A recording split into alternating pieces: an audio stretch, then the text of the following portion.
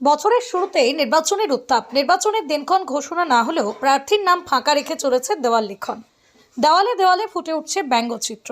মোদি অমিত শাহের ব্যঙ্গচিত্র এঁকে ছড়া খেটে তৃণমূলের দেওয়াল লিখনে হাতিয়ার এসআইআর। সামনেই বিধানসভা নির্বাচন। নির্বাচনের দিনক্ষণ ঘোষণা না হলেও জোর কদমে প্রচার কাজে নেমে পড়েছে তৃণমূল। পশ্চিম মেদিনীপুর জেলার চন্দ্রকোনা 2 নম্বর ব্লকের ভগবানপুর 2 নম্বর গ্রাম পঞ্চায়েতের মহেশপুর প্রাইমারি বুথ তৃণমূল কংগ্রেসের উদ্যোগে চলছে দেওয়াল লিখন। দেওয়ালের কথাও লেখা রয়েছে, পদ নয় পতাকা, সব কেন্দ্রেই মমতা। মমতা বন্দ্যোপাধ্যায়কে জোড়া ফুল চিহ্নে ভোট দিয়ে বিপুল ভোটে জয়ী করুন। আবার কোথাও দেওয়ালে প্রার্থীর নাম ফাঁকা রেখে চলছে দেওয়াল লিখন। কোথাও কোথাও ছড়া, ব্যঙ্গচিত্র, এই সবেই ভরে উঠছে দেওয়াল। বর্তমানে এসআইআর নিয়ে আতঙ্কের সাধারণ মানুষ। এসআইআরকে হাতিয়ার করে প্রধানমন্ত্রী এবং কেন্দ্রের স্বরাষ্ট্রমন্ত্রীর ব্যঙ্গচিত্র তুলে ধরে কেন্দ্র ও নির্বাচন কমিশনকে কটাক্ষ করে এসআইআরের বিরুদ্ধে চলছে জোর কদমে প্রচার। উন্নয়নের পাঁচালী তুলে ধরে সরকারি বিভিন্ন সামাজিক প্রকল্পকেও তুলে ধরা হয়েছে প্রচারে। গ্রাম পঞ্চায়েতের উপপ্রধান তথা এলাকার তৃণমূল নেতা মোনাজুর মোল্লা বলেন, নির্বাচনের দিনক্ষণ ঘোষণা না হলেও প্রচার কাজ এগিয়ে রাখছি। প্রার্থী যেই হোক, জোড়াফুল চিহ্নে ভোট দিয়ে চতুর্থবারের জন্য মুখ্যমন্ত্রী হিসেবে মমতা বন্দ্যোপাধ্যায়কে বিপুল ভোটে জয়ী করতে হবে। একাধিক সরকারি সামাজিক প্রকল্পের সুবিধা সাধারণ মানুষ পাচ্ছে। ভোটের আগে এসআইআরকে হাতিয়ার করে বিজেপি ভোট বৈতরণী পার হতে চাইছে। এই এসআইআর বর্তমানে সাধারণ ভোটারের কাছে হয়রানি ও আতঙ্কের হয়ে দাঁড়িয়েছে, তাকে তুলে ধরেও প্রচার করা হচ্ছে। যদিও তৃণমূলের এই দেওয়াল লিখনকে নিয়ে ছাড়েনি গেরুয়া শিবির, তবে নির্বাচনের আগে ভোটযুদ্ধ যে শুরু হলো তা এই ছবিতেই স্পষ্ট।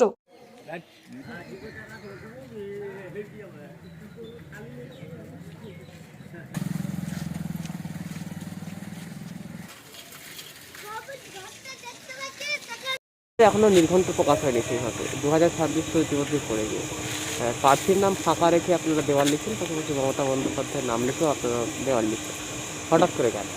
দেখুন, আমরা সব সময় প্রস্তুত আছি। যখনই নির্বাচনের ঘোষণা হোক, মমতা বন্দ্যোপাধ্যায়ের সৈনিক হিসাবে আমরা সব সময় প্রস্তুত। এবং আমরা থেকেই আমাদের দেয়াল লেখন আমরা শুরু করলাম। এবং আমাদের দলের স্বর্ণময়ী নেতা অভিষেক বন্দ্যোপাধ্যায়, তিনি 2 তারিখ থেকে তিনি প্রচারে বেরিয়েছেন। এবং আমরাও থেকে আমরা দেয়াল লিখছি, প্রার্থীর নাম খালি রেখে দল যেই প্রার্থী করুক, যখনই নির্বাচন ঘোষণা হোক আমরা প্রস্তুত আছি। এবং মমতা বন্দ্যোপাধ্যায়ের যে উন্নয়ন, সে উন্নয়নকে সামনে রেখেই বাংলার মানুষ চতুর্থবারের জন্যে মমতা বন্দ্যোপাধ্যায়কে জিতাবে এবং চতুর্থবারের জন্য মমতা বন্দ্যোপাধ্যায় মুখ্যমন্ত্রী হবে, এটা আমাদের কিছু সন্দেহ নাই। কিন্তু বাংলায় যে এসআইয়ের যে একটা আতঙ্ক সারা বাংলা ব্যাপী, বিজেপি এবং নির্বাচন কমিশন চক্রান্ত করে যাদের আর কোনো রকম কোনো বাংলায় জিতার কোনো রাস্তা নাই, শুধুমাত্র এসআইআরটাকে মানে বাংলার মধ্যে এমন একটা আতঙ্ক ছড়াচ্ছে যে ভাবছে এটাতেই আমরা হয়তো বিজেপি পার হয়ে যাবে। কিন্তু বাংলার মানুষ সজাগ আছে, আমাদের নেত্রী মমতা বন্দ্যোপাধ্যায় সজাগ আছে, আমাদের নেতা অভিষেক বন্দ্যোপাধ্যায় সজাগ আছে। এখানে এসআইয়ের কোনো কাজ হবে না। এখানে বাংলায় চতুর্থবারের জন্য মমতা বন্দ্যোপাধ্যায় তেনার উন্নয়নকে সামনে রেখে আমরা প্রত্যেকটা মানুষের দুয়ারে যাব। আমরা থেকেই দেখতে পাচ্ছেন দেয়াল লিখে দিয়েছি, প্রচারে আমরা থেকেই নেমে গেছি। সেটা আমাদের কাছে কিছু সন্দেহ নাই, চতুর্থবারের জন্য মমতা বন্দ্যোপাধ্যায় মুখ্যমন্ত্রী হচ্ছে। দেওয়ালে মূলত কিছু তুলে ধরছেন? দেয়ালে আমরা কিছু কার্টুন ব্যঙ্গচিত্র আমরা তুলে ধরেছি যে কেন্দ্র সরকার, বিজেপি সরকারের যে অপকারমূলক যে কাজগুলো, সেটা আমরা কিছু কার্টুন চিত্র করেছি, আমাদের দলের ছেলেরা করেছে, যে সেটা দেখানোর জন্যে যে এইভাবে সারা ভারতবর্ষে তথা পশ্চিমবাংলাও বিভিন্নভাবে বিজেপি যে চক্রান্ত করছে, কিন্তু বাংলার মানুষ তার জবাব দিয়ে দিবে। এই এসআইয়ের আতঙ্ক, এই মানুষকে হাজারো হাজারো মানুষকে লাইনে দাঁড়ানো, এর জবাব 2026-এ ভোটের মাধ্যমে বাংলার মানুষ বিজেপিকে জবাব দিবে। এটা আমাদের কাছে কিছু সন্দেহ নেই। আপনার নাম? আমার নাম মোনাজুর মোল্লা, ভগবন্তপুর 2 নম্বর গ্রাম পঞ্চায়েতের উপপ্রধান। এই দেওয়াল লেখনটা হচ্ছে কোথায়? দেয়াল লেখনটা হচ্ছে Maheshpur booth, Maheshpur primary booth.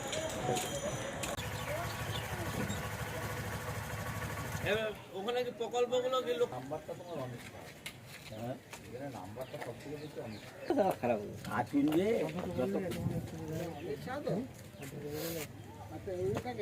দেখা করবার কি ছবি নেই।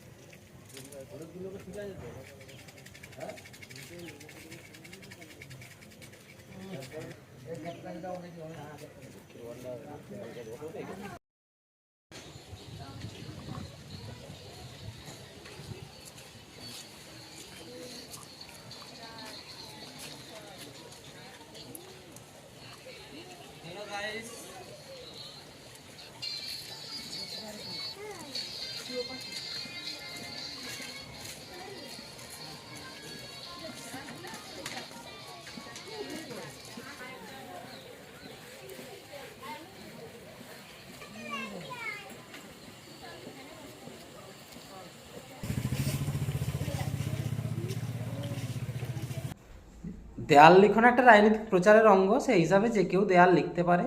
আর মহেশপুরের যে দেয়ালগুলোর কথা আপনারা বলছেন, সেই দেয়ালগুলো প্রতি বছরই লেখা হয়, বিভিন্ন ব্যঙ্গচিত্র আঁকা হয়। ওই মহেশপুরের যে দেওয়ালগুলো, সেই দেওয়ালগুলোর লেখকও হচ্ছে মহেশপুরের লোক এবং দর্শকও হচ্ছে ওই মহেশপুরের লোকই। কারণ মহেশপুরে ভারতীয় জনতা পার্টির কোনো কর্মী সমর্থক বা ভোটারও নেই। আর রাজ্যে পালাবদল হবে কিনা সেটা মহেশপুর ঠিক করে না। রাজ্যে এবারে যে পালাবদল হবে সেটা নিশ্চিত হয়ে গেছে, সেটা দেওয়াল লেখনের অপেক্ষা রাখে না। বাংলার মানুষ সিদ্ধান্ত নিয়ে ফেলেছে যে পশ্চিমবঙ্গে এবারে পালাবদল করবে।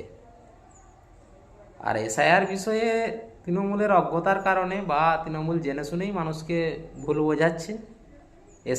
এসআইআরের সঙ্গে বিজেপির কোনো সম্পর্ক নেই। এসআইআর হচ্ছে নির্বাচন কমিশন, সংবিধানের বিশেষ দায়িত্বপ্রাপ্ত সংস্থা, তারা তাদের প্রয়োজনে করে। তো সেখানে যদি তৃণমূলের ভয়ের কোনো কারণ নাই থাকে, তাহলে সাধারণ মানুষকে এত ভয় দেখাচ্ছে কেন? বড় নেতা থেকে, মন্ত্রী থেকে, সরকারি বিএলও থেকে শুরু করে নির্বাচন কমিশনার পর্যন্ত কাকেও তো ছাড়ছে না। তাহলে ওনাদের এত ভয়ের কী কারণ আছে?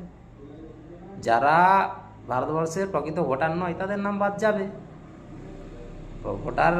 ভোট অধিকার সুনিশ্চিত করা নির্বাচন কমিশন কাজ, তারা তাদের কাজ করছে।